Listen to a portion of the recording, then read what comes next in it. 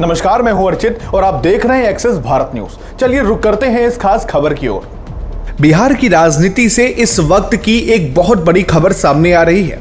विधानसभा चुनाव में अपेक्षा अनुसार प्रदर्शन नहीं होने के बाद भी जनसुराज के सूत्रधार प्रशांत किशोर की सक्रियता बिहार में लगातार बरकरार है।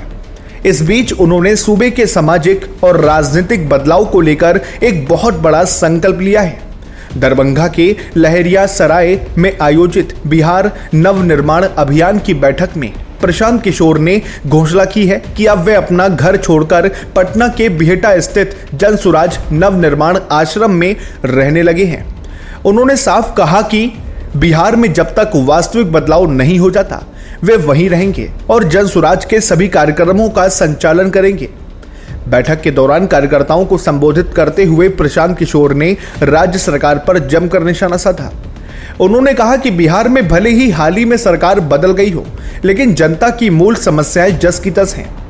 मुख्यमंत्री सम्राट चौधरी पर सीधा हमला बोलते हुए पीके ने कहा कि उनकी प्राथमिकता बिहार नहीं बल्कि गुजरात है। उन्होंने चुनाव के दौरान किए गए 1 करोड़ रोजगार के वादे पर भी सवाल उठाए और कहा कि सरकार के 6 महीने पूरे होने के बाद भी धरातल पर कोई बदलाव नहीं दिख रहा और बिहार के नौजवान आज भी रोजगार के लिए दर दर भटक रहे हैं।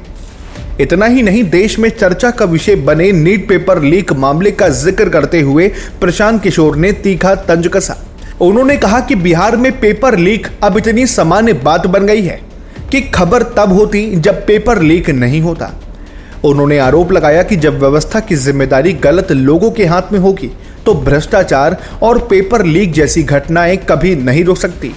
इस बैठक में पूर्व विधायक किशोर कुमार मुन्ना सहित जनसुराज के कई दिग्गज नेता और बड़ी संख्या में कार्यकर्ता मौजूद रहे, जिससे साफ है कि प्रशांत किशोर अब नए सिरे से बिहार में बड़ी राजनीतिक लड़ाई की तैयारी में जुट गए हैं।